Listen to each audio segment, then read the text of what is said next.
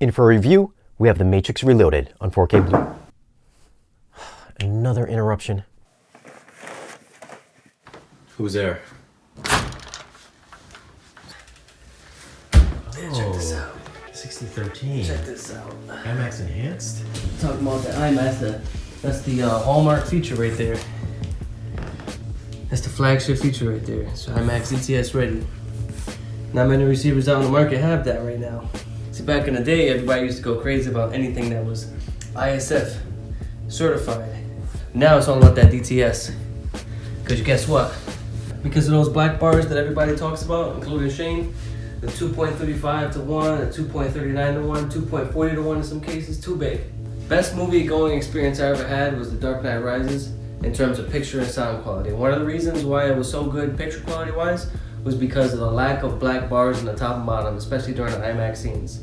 I'm hoping that at some point, content creators and the receiver makers and the display makers could get to a point where all the movies I watch have no kind of black bars. I think this IMAX Ready certification and label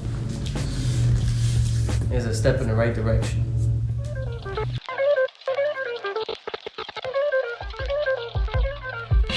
Yeah, IMAX Enhanced seems to be the big buzzword right now in the home theater space. There's no content yet to play through the 6013, but it is ready for it. All right, enough of that, let's unbox it. But before we get into it, if you're into anything related to home theater, like watching movies, or want to know about the latest in audio and video tech, consider tapping the subscribe button for future reviews.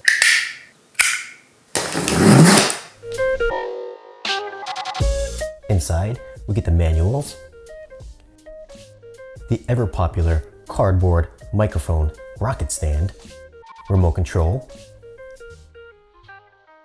power cord, batteries,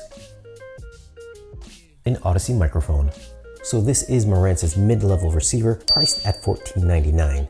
It's 9.2 channels rated at 110 watts per channel at 2 channels driven.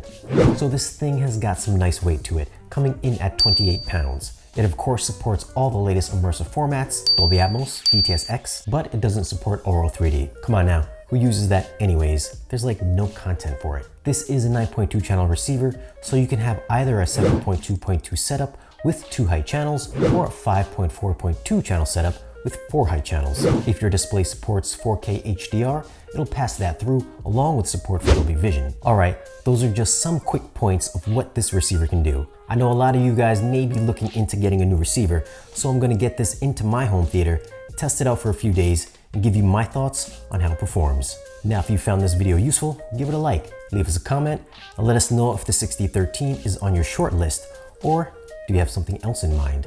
Be sure to check us out on social media, Facebook, Instagram, Twitter, or if you want to keep in touch with us, check out our Patreon page. And if you're new here, hit that subscribe button, and we'll see you guys again in the next one.